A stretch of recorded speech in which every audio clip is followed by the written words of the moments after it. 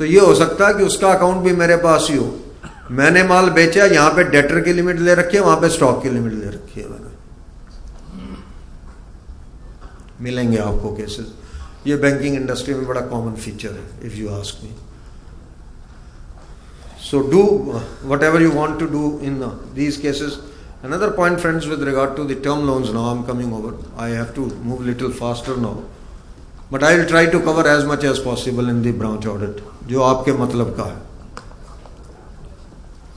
Term loan में main आपको क्या देखना है? मेन आपको देखना है कि जो पेमेंट हो रही है उसी पार्टी को हो रही है डायरेक्टली बाय मैनेजर चेक, जिसको होनी चाहिए।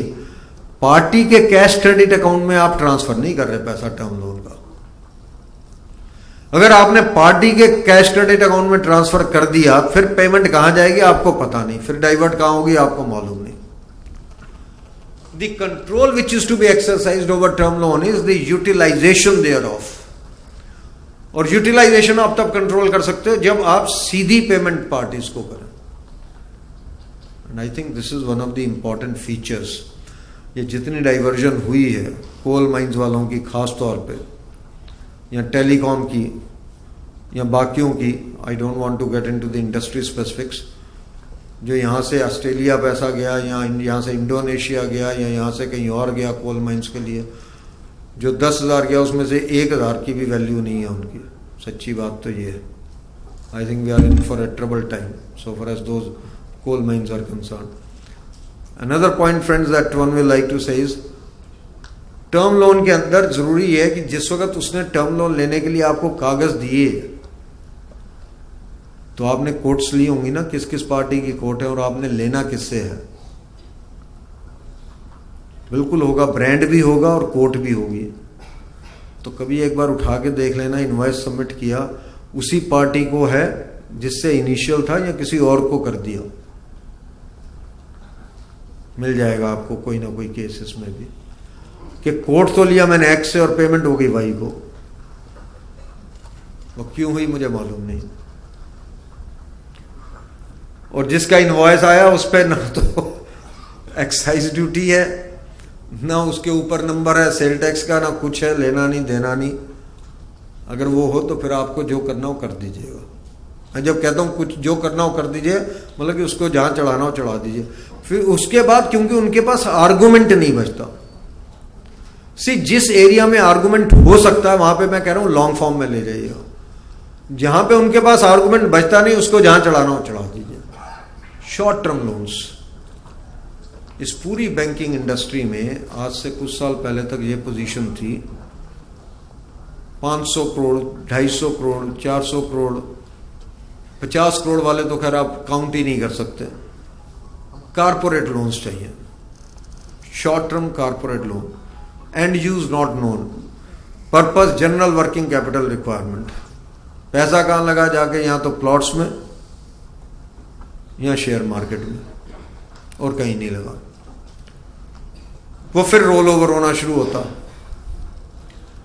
यह है कि पहले वो पार्टी के नाम ऐसे होते हैं कि बैंक वाला उसको रिफ्यूज नहीं कर पाता।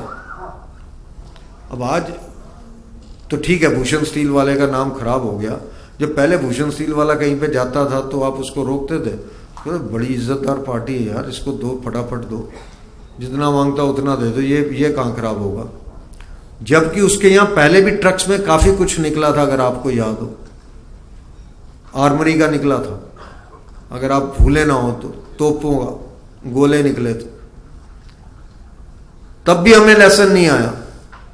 When I was sitting on the board, I told my board an year and a half before this incident, इस पार्टी को पैसा देना बंद कर दो, ये मरवाएगी आपको कहीं पे। क्योंकि जब आप घूमते हो मार्केट में, आपको मार्केट में रेपुटेशन पता लग जाती पार्टी की कि ये टोपी बदल रही है, एक्स से लेके वाई को देती है, वाई से लेके जेड को देती है, जेड से लेके किसी और को देती है। ये घूम रही थी टोपियां। अब वो बैंक या तो उसको दे देता था किसी और को देने के लिए, या रोल ओवर कर देता था अपना अकाउंट। अब आरबीआई ने ये कह दिया कि आप रोल ओवर करो, 2 बार रोल ओवर कर सकते हो, तीसरी बार करोगे it will be considered to be a restructured account. और अगर ये रिस्ट्रक्चर्ड अकाउंट वो नहीं है जो स्पेशल रेगुलेटरी ट्रीटमेंट में फॉल करता है, ये रियल एस्टेट वाले का है, कैपिटल मार्केट एक्सपोजर का है, कंज्यूमर ड्यूरेबल्स का है, पर्सनल लोन्स का है, then it has to go directly to the NPA account the moment it is restructured for the third time. इसलिए अब जाके ये शॉर्ट टर्म लोन्स आके कंट्रोल में आए हैं। शॉर्ट टर्म लोन्स ने वो धूम मचाई नहीं तो कि पूछे नहीं, क्योंकि इसका एंड यूटिलाइजेशन किसी के पास वेरिफिकेशन ही नहीं थी, क्योंकि जब प्रपोजल ही आता था तो होता था for general purpose working capital requirement, उसका मतलब ही कुछ नहीं है if you really ask me. और कोई कैश फ्लो स्टेटमेंट आप उससे लेते नहीं थे। अब टाटा वाले का आएगा तो आप उससे ये थोड़ी ना पूछोगे भाई तुम दे के जाओ, या रिलायंस वाले का आएगा तो आप उससे पूछोगे भाई तुम अपने कैश फ्लो लाओ, क्योंकि वो कहते हैं मेरे पास लाइन लगी, तुम बताओ तुमने देना या कोई और दे दे। और इस वक्त भी पोजीशन ये है कि लिक्विडिटी बैंकिंग में इतनी है कि आप ये चाहते हो कि मेरा पैसा डिप्लॉय हो जाए किसी तरीके से, और इसीलिए रिटेल ट्रेड में नहीं जा रहा पैसा। पैसा जा रहा किसको? 1000 करोड़ आपने इंडियन ऑयल को दे दिया, 1500 करोड़ आपने एयर इंडिया को दे दिया, चाहे जो मर्जी हालत हो। आपने डिस्कॉम्स को, जिनसे आपको पैसा नहीं आ रहा, उनकी लायबिलिटी 3 लाख करोड़ से ऊपर की कर ली आपने, और कोई पैसा वापस नहीं आ रहा कहीं से। सो माई हम्बल सबमिशन इज कि please look at these short term loans very very carefully so far as this part is concerned. Another point, friends, that one will like to speak on is with regard to the government guaranteed loans. Central government guaranteed, state government guaranteed. कभी होता था जब इनमें problem होती थी हमको, अब तो कोई प्रॉब्लम नहीं है दोनों अकाउंट्स में। प्रॉब्लम इसलिए नहीं है कि पहले इन पे इनकम अक्रू करते थे आप, अब उन्होंने कह दिया कि अगर 90 दिन से ऊपर की इंस्टॉलमेंट नहीं आई, in that case the income accrual on both the cases has to stop. दोनों केसेस में आप इनकम नहीं अक्रू कर पाएंगे। State government guaranteed loan will become NPA also. Central government guaranteed loan will not become NPA, because अगर आपने central government guaranteed loan को NPA किया, sovereign guarantee of the country को, तो आपने सरकार को नॉन परफॉर्मिंग किया। सच्ची बात ये, मैं ये नहीं कह रहा वैसे सरकार परफॉर्म करती है, but in any case you can't say this as a banker कि भैया नॉन परफॉर्मिंग है। The two things that you need to take care in the government guaranteed accounts, both state government और central government. One, cabinet secretary भी अगर letter दे दे कि भाई cabinet has cleared to give you the guarantee and we agree to give you the guarantee, it is not a guarantee. Guarantee तब है जब तीनों पार्टीज एग्रीमेंट साइन करेंगी, गवर्नमेंट चाहे स्टेट या सेंटर, बारोर एंड द बैंकर। जिस दिन तीनों साइन कर देंगी ड्यूली स्टैम्प्ड, उस दिन वो गारंटी है। Letter given by the cabinet secretary, chief secretary, principal secretary that we have agreed, the cabinet has cleared to give you the guarantee, is no guarantee for that matter. And number 2, her government guaranteed loan में जो आपको देखना है वो ये है कि भाई जो रिसीट आप जो गारंटी की है वो प्रिंसिपल प्लस इंटरेस्ट, और इंटरेस्ट कितना, फ्लोटिंग रेट किया तो भूल जाइए, छोड़ दीजिए वहीं पे कागज को, कोई चिंता की जरूरत नहीं है। पर अगर आपने गारंटी किया कि मैं principal plus 14% rate of interest guarantee करता हूं और बैंक चार्ज कर रहा 16%, 15%, तो वो जो एक्सेस अमाउंट है वो उसको आपको रिवर्स करवाना है, because that's a loss asset to begin with, to be very frank. उसमें परफॉर्मिंग नॉन परफॉर्मिंग की बात ही नहीं है, because you don't have the guarantee, you don't have the authority to charge that kind of an interest. The government has only guaranteed you 14%, 14% तक तो आप ये कह सकते हो भी सेंट्रल गवर्नमेंट ने गारंटी कर रखा, कोई दिक्कत नहीं। पर अगर आपने 16%, 17% चार्ज कर रखा, पिछले सालों में हुआ कभी यहां पे, तो उस केस में वो जो एक्सेसिव अमाउंट चार्ज है उस पर तो पूरा प्रोविजन करवा दीजिएगा, because that's not government guaranteed, it is not at all government guaranteed loan. So that part you be clear. Another point, friends, that one will like to talk of is with regard to the demand loans. Demand loan वो हैं जो normal course में कभी भी NPA नहीं होगा। It is a loan against fixed deposit receipt, it's a loan against NSC, it's a loan against Kisan Vikas Patra, it's a loan against LIC policies. अगर आपके पास मार्जिन है इसमें तो this account will not become NPA कम में। पर इसमें जो देखने की बात है, ये फ्रॉड प्रोन एरिया है, it is a very fraud prone area. अब तो थोड़ा कम हो गया फ्रॉड जब से ये सिस्टम आया है, पर उससे पहले हालत ये थी कि दिल्ली में वसंत विहार ब्रांच की फिक्स डिपॉजिट रिसीट, एक ही साल की बात बता रहा हूं आपको, महिपालपुर ब्रांच वाला उसके अगेंस्ट लोन दे रहा, नरीमन पॉइंट वाला लोन दे रहा against pader road branch fix deposit. एक ही साल में एक ही बैंक में ये हुए दोनों केसेस, और दोनों केसेस करोड़ों में थे, लाखों में नहीं थे। और बाद में पता लगा ये तो चोरी की फिक्स डिपॉजिट रिसीट थी भाई। सीधी सी बात ये, there is a procedure laid down for marking the लियन।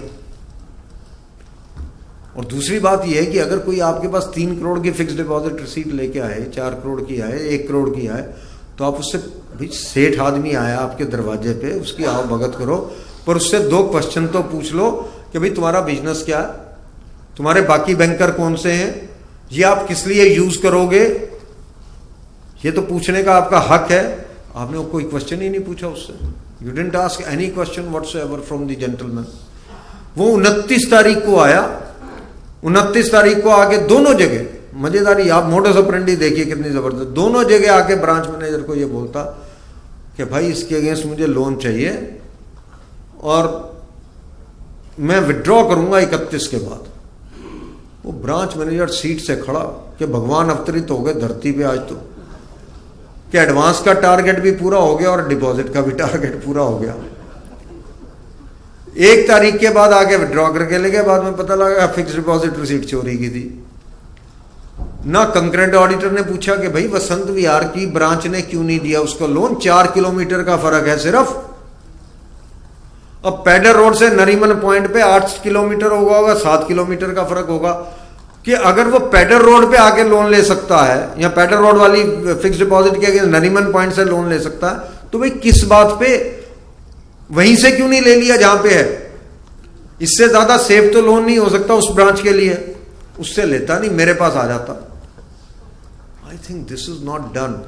Similarly LIC receipts वगैरह की, LIC पॉलिसीज के अगेंस्ट हर बैंक ने एक सिस्टम ले डाउन कर रखा, उसमें लिखा हुआ है कि ये रजिस्टर्ड एडी से जाएगा, रजिस्टर्ड एडी से आएगा, या कुछ और लिखा होगा कि कौन लेके जाएगा। ये जो बाई हैंड लेके जाना और असाइनमेंट करवा के लाना, ये बड़ा खतरनाक है। अब इसमें किसने साइन कर दिए, कैसे साइन कर दिए, किसी के पास कोई एविडेंस ही नहीं है। आपने कोरियर से भेजा हो, भाई जो भी टॉप के कोरियर्स हैं, या आपने रजिस्टर्ड एडी से भेजा हो, या आपने आजकल तो स्पीड पोस्ट से भेजा और फिर आपके पास आया हो, it's a different matter. Otherwise ये जो बाई हैंड जाना और बाई हैंड आना है, अगर ये हो रहा है तो आप अपनी लॉन्ग फॉर्म ऑडिट रिपोर्ट में अगर कोई डेविएशन है फ्रॉम द प्रोसीजर लिखे, because it's a fraud prone area. Kisan Vikas पत्र में 96 में बैंकिंग इंडस्ट्री को सिर्फ 180 करोड़ की मार लगी थी, 96 की बात कर रहा हूं। 96 का 180 करोड़ आज की डेट में क्या वैल्यू है मुझे बताने की आवश्यकता नहीं। और वो सब वो केवीपी थे, किसान विकास पत्र, जो चोरी हुए थे चलती गाड़ी में से, और हर एक जगह वहां पे भी करोड़ों में थे। बाई हैंड जाके असाइनमेंट होती थी, वो बाद में पोस्ट मास्टर कहता है मेरे पास तो कोई आया ही नहीं, मैंने तो किया नहीं। Nobody bothered and nobody again at that time also raised the issue, भाई तुम 6 करोड़ के 5 करोड़ के मेरे पास किसान विकास पत्र लेके आए हो, इतने साहूकार आदमी, अपनी इनकम टैक्स रिटर्न तो दिखा दो यार। जो 5 करोड़ 4 करोड़ की लेके आए उसकी इनकम टैक्स रिटर्न की कॉपी तो मांग लो, और आप तो जाके वेरीफाई कर सकते हो सीधा साइड पे, भाई क्या कर रहा, उसे को वेरीफाई करवा दे भाई अपनी परमानेंट अकाउंट नंबर से, जो भी करवाना तुमने। I think this is ridiculous. तो इसमें this is one of the points. Educational loans, अगर आपने परसों की न्यूज पढ़ी हो तो highest percentage of NPA today, जो डेलिक्वेंसी है in terms of the rate of the NPA given, कि भाई किसी में 10% का एनपीए है, किसी पोर्टफोलियो में किसी में 20% का, इसमें हाईएस्ट इस वक्त कंट्री में क्योंकि आप गारंटी वारंटी क्या है, गारंटी तो कोई समझता ही नहीं मेरी गारंटी ली हुई है, nobody is bothered about guarantee. और एक अमाउंट तक आपको गारंटी भी नहीं चाहिए, उसके बाद आपको गारंटी चाहिए, उससे ऊपर आपको कलेक्ट्रल चाहिए। और एजुकेशनल इंस्टीट्यूशंस इतनी खुल गई हैं हिंदुस्तान के अंदर कि ये पता लगाना मुश्किल है कि है भी या नहीं है। इसमें सिर्फ मेरी एक ही आपसे गुजारिश है कि जब कभी भी वो आए कि भाई 50 लोन दिया आपने एजुकेशनल, उसमें से जो बड़ा लोन है, एक छोटा लोन और एक बीच वाला लोन, जिसको चेक जाना चाहिए, पार्टी को नहीं जाना चाहिए, किसको जाना चाहिए, एजुकेशनल इंस्टीट्यूशन को सीधा चेक जाना चाहिए।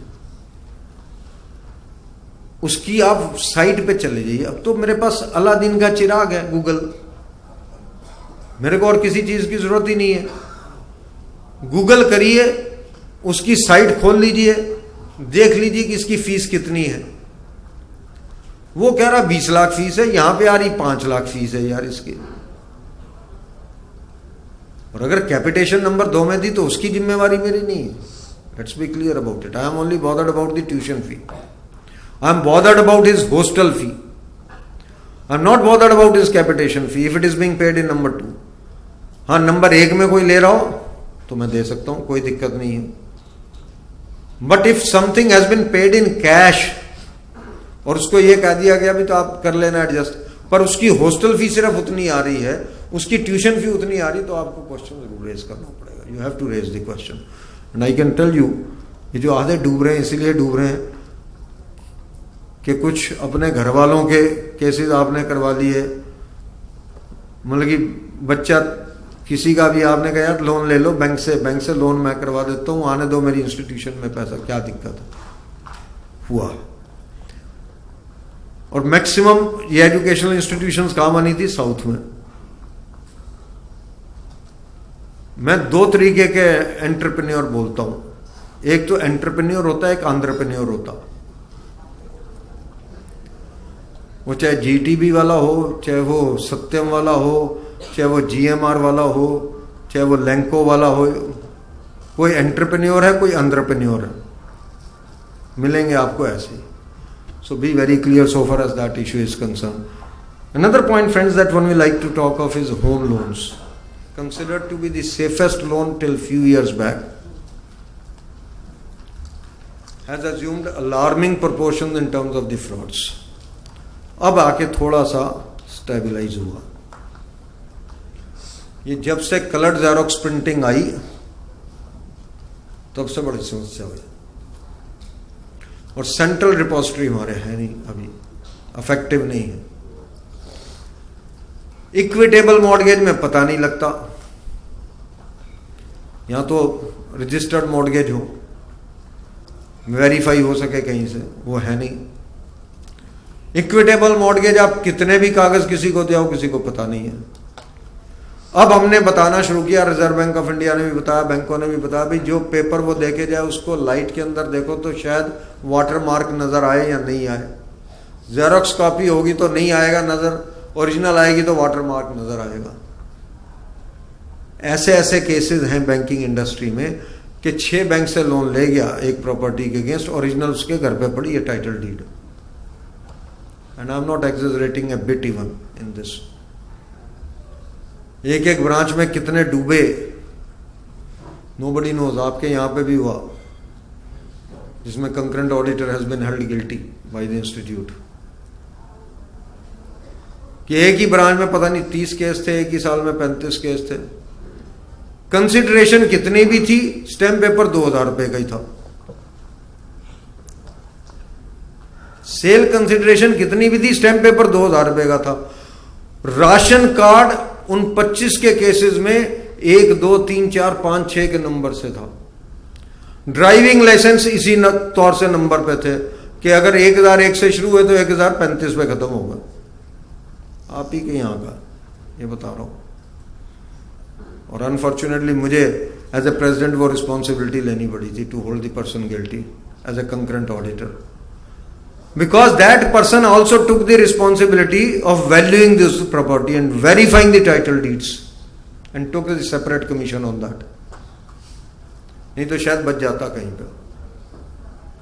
because everything was in his knowledge. So what one is trying to tell you is कि भाई हाउसिंग लोन में सारे तो आपने चेक करने भी नहीं, जो बड़े वाले हैं उनको चेक कर लीजिए, टाइटल डीड उठा के जरा देख लीजिए, वाटर मार्क नज़र आ जाए तो बहुत बढ़िया, ना नज़र आए तो फिर तो जो करना करिए, और अगर वाटर मार्क नज़र भी आए तो वर्किंग पेपर में लिख जरूर लीजिए कि इसकी टाइटल्स जो थी वो देखी थी, इससे खरीदा, इसको बेचा, इतने में खरीदा, इतने में बेचा। ये मस्ट है, क्योंकि आजकल जो ओरिजिनल स्टैम्प पेपर भी आ रहे हैं, लोगों people have become very smart. What people have done is, भाई 2 करोड़ का लोन लेना, 2.5 करोड़ की प्रॉपर्टी है, 2.5 करोड़ के ऊपर अगर मुझे 12.5 लाख के स्टैम्प पेपर खरीदने भी पड़े और 2 करोड़ रुपए का मुझे उससे लोन मिलता हो, तो ओरिजिनल टाइटल डीड तो एक मेरे पास है, उसके बाद तो मुझे स्टैम्प वगैरह और साइन वाइन नहीं करने, बाकी कुछ नहीं करना। सिर्फ एक वीकनेस है उसके अंदर, और वो है सीरियटम ऑफ द स्टैम्प पेपर। पर मेरा जो वकील है वो सीरियटम स्टैम्प पेपर का तो देखता नहीं, वो सिर्फ चार्टर्ड अकाउंटेंट देख सकता, क्योंकि उसकी नजर में है। वो सिर्फ देखता है कि भी इसकी रजिस्ट्री किस सीरियल पे है, किस पेज पे है, कितने नंबर पे है, वो नंबर वही मिलता, उसमें कोई फर्क नहीं है, क्योंकि इतनी अकलमंदी से तो काम वो भी करता। तो I tell you this is again a risky proposition, और ये सेंट्रल रिपोजिटरी आएगी तब इसका कुछ काम बनेगा, नहीं तो इसका काम नहीं बन सकता। ये ऑडिटर के बस का अदरवाइज डिटेक्ट करना नहीं है। Let me be very honest about it, क्योंकि इक्विटेबल मॉर्गेज में आप पकड़ नहीं सकते उसको, you can not, but you need to document it कि आपने चेक क्या किया। मैं बार बार आपसे यही बात कह रहा हूं इसके अंदर। मैं ये नहीं कह रहा कि आप फ्रॉड डिटेक्ट कर पाओगे इसमें, unless there are very very glaring things, पर जितना आप चेक करो उसको डॉक्यूमेंट जरूर कर लो। That's my humble request to you, that's one part. अभी एक चीज और शुरू हुई और उसको आपको हाईलाइट करना in the long form audit report. Builders, lender और बोरोर। बिल्डर्स ने ये कहना शुरू कर दिया, मुझे यहां का तो नहीं पता, दिल्ली में तो no it is common, Noida में कॉमन है, गुड़गांव में कॉमन है, जिसको वो बोलते हैं कि भाई आप हमें 10 लाख रुपया दे दोगे। मतलब 10 लाख का मतलब अगर मेरी कंसिडरेशन 1 करोड़ है तो 10 लाख मुझे दे दीजिए, 10% यू पे मी। 2 साल के बाद मेरा आपसे एश्योर्ड बाई बैक है with a return of x amount, ठीक है, एक्स अमाउंट से आपका बाई बैक एश्योर्ड हो गया। और अगर आप रखना चाहते हो उस मकान को तो आप रख लेना, लोन आपके नाम से मैं लूंगा, आपसे साइन करवाता लोन के पूरे, उसको 4% का सीधा सीधा फायदा है, क्योंकि अगर वो लोन लेता है तो 14% पे, आपका हाउसिंग लोन 10% पे है। अगर 2 साल बाद वो बाई बैक नहीं करता तो लायबिलिटी किसकी है? बैंक वाली, मेरी है। अगर ये कोई एग्रीमेंट आपको नजर आता हो बैंक में, लॉन्ग फॉर्म ऑडिट रिपोर्ट में तो जो आप लिखना चाहिए लिखिए। और दूसरा ये भी लिखिए that granting these kind of loans, it is virtually being taken by the builder, is putting the bank to a disadvantage of 4% straight away. It is a major loss to the banking industry. और ये खुले आम हो रहा, bank वालों को भी पता, आरबीआई को भी पता, सरकार को भी पता। होता कुछ नहीं जब तक स्कैम नहीं हो जाए। ये होगा जरूर स्कैम अगर प्राइजेस नहीं बढ़े। भाई हर आदमी ये उम्मीद में है कि मोदी जी शायद रिलैक्स हो जाए, थोड़े से नरम हो जाए रियल एस्टेट के प्रति, और रियल एस्टेट के प्रति अगर रिलैक्स होंगे तो नेचुरली फिर प्राइजेस बढ़ेंगे। अगर वो नरम नहीं बढ़े, वैसे बीजेपी रूल का हमेशा पिछले सालों से अभी तक यही ट्रेंड है कि real estate does not gain in BJP's period, real estate only gains when Congress is there. तो जो आप रियल एस्टेट वाले हो, जिसके पास मकान है, वो तो कांग्रेस को वापस लाने की सोचो। क्योंकि बीजेपी के राज्य में ना पहले ना अब रियल एस्टेट को कभी गेन नहीं हुआ। शेयर मार्केट बढ़ती है हमेशा, शेयर मार्केट हमेशा बढ़ी है, रियल एस्टेट हमेशा डाउन आया।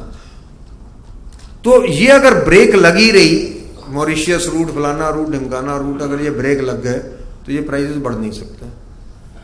और अगर मिनिस्टर्स को पैसे नहीं मिले, देखो अगर मोदी जी ने कहा ना खाऊंगा ना खाने दूंगा, और अगर मिनिस्टर ने और ब्यूरोक्रेट ने नहीं खाया तो रियल एस्टेट बढ़ नहीं सकता, क्योंकि ये मेरे और आपके खरीदने से थोड़ी ना बढ़ा, ये तो किसी और के पैसे से बढ़ा पूरे का पूरा रियल एस्टेट, अनबिलीवेबली जो बढ़ा कि एक डीडीए का फ्लैट 1,51,000 में लिया हुआ 5-5 करोड़ रुपए का हो गया। ये बता सकता हूं आपको, दिल्ली में 1,51,000 का जो 82 में फ्लैट लिया लोगों ने, आज वो 5 करोड़ रुपए का नहीं मिल रहा। अगर ये इंस्टेंस आपको आए, ये मिलेंगे अब आपको agreements, because this is bound to happen. अगर ये एग्रीमेंट आपको कहीं नजर आते हैं कि भाई बारोर लेंडर का ऐसा एग्रीमेंट है और उसका बिल्डर का, कि वो एश्योर्ड रिटर्न के ऊपर है, तो जो आपने लिखना वो लिखिए। मैं करने की बात नहीं कर रहा हूं अभी, इसमें अभी करने की बात, पर इसमें लिखिए कि इसमें there is an inherent risk, ये एनपीए होगा ही होगा, क्योंकि उसके बाद जो व्यक्ति है बेचारा वो कहां से पे करेगा, वो पे कर ही नहीं सकता, ही कांट पे। ना उसके पास देने के लिए पैसा होगा अगर प्राइसेस बढ़ते नहीं तो, ना उसके पास लेने के लिए पैसा होगा, क्योंकि बिल्डर तो अपना हाथ पल्ला झाड़ देगा, वो कहेगा जी मेरे तो क्या एश्योर्ड रिटर्न दी थी, नहीं दे पाया मैं, कोई बात नहीं। So my humble submission is on this particular point, you please be careful. Agricultural advances, agricultural advances में एक बात की चिंता मत करिएगा कि शॉर्ट टर्म क्रॉप कौन सी और लॉन्ग टर्म क्रॉप कौन सी। शॉर्ट टर्म क्रॉप और लॉन्ग टर्म क्रॉप डिटरमिन करेगी SLBC, state level bankers committee, वो मुझे और आपको नहीं डिटरमिन करनी। Let the SLBC take care of that. वो जिसको कह दे लॉन्ग टर्म क्रॉप है, उसका पीरियड 12 महीने से ज्यादा का है, उसके अलावा जो भी क्रॉप है उसका पीरियड 12 महीने से कम का है। इसमें बैंकर भी डिटरमिन नहीं करता, इसमें state level bankers committee determine करती कि किसी भी स्टेट में कौन सी क्रॉप लॉन्ग है, कौन सी शॉर्ट है। ये इसलिए इंपॉर्टेंट है कि अगर लॉन्ग टर्म क्रॉप आपने लोन लिया है तो जिस वक्त भी 12 महीने से ऊपर का है नेचुरली, अगर 14 महीने का पीरियड है उसका, सपोज कीजिए from the date of cultivation till the date of harvest, अगर वो 14 महीने का पीरियड है तो जिस दिन ड्यू होगा उसके 14 महीने आपको और देने हैं। One more long term crop period has to be given, then only the account will become NP, otherwise the account will not become NP. उस पर 90 दिन का कंसेप्ट नहीं है।